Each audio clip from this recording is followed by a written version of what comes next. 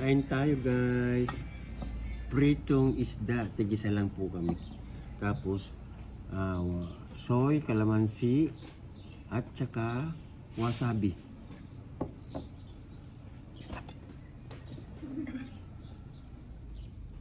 Okay na to guys. Hindi naman kami maarte ng anak ko. Kahit nga lang mantika at bagong, okay na eh. At least mayroon pang ulam, diba? Kaya lang po. Medyo nadali na naman yung kanin, of course. Hindi may iwasan.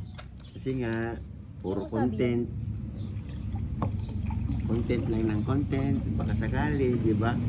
Kuminawa din ang buhay naming mag-ama. Sundo kita. Di ba? Oh guys. Oh.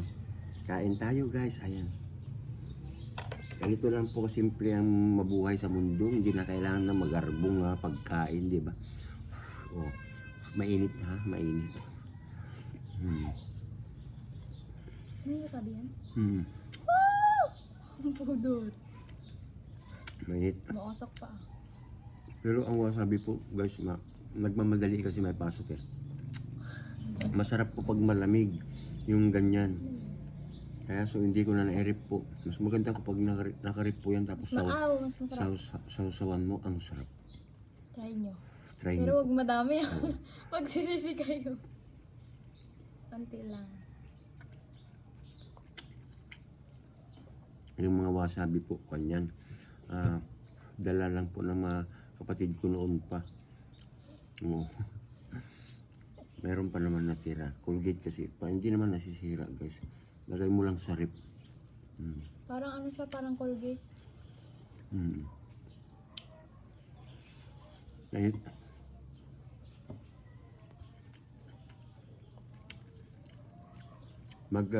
Ihahalo ko sana po ito sa dahon ng malunggay. Kaso lang, wala na pong time. Nagahol sa content. Ganun. Okay guys, abangan yung mga live namin ha. Masaya pag kami nag-live. Hindi boring.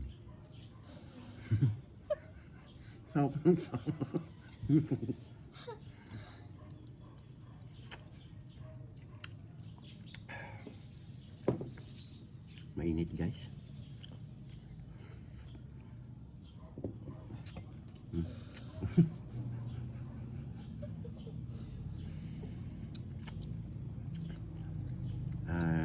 Sa darating na Friday, ayan, kukunin namin yung apo ko, Ikilin.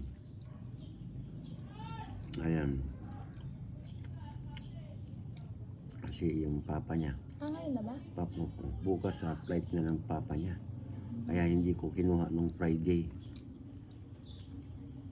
Papuntang Taiwan po. Ayan, kaya hindi ko sa kinuha nung Friday.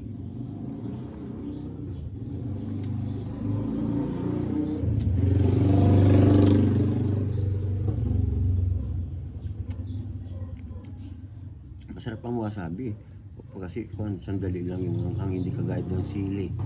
Nako, yung sili ang tagal. Pero masarap din yun. Dati pang pabus na yung kumain eh.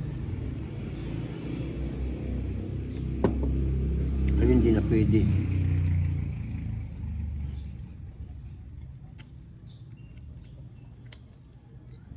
Nagtitipid po kami kasi po kunti lang ang buwan namin, sahod namin. Hindi naman po.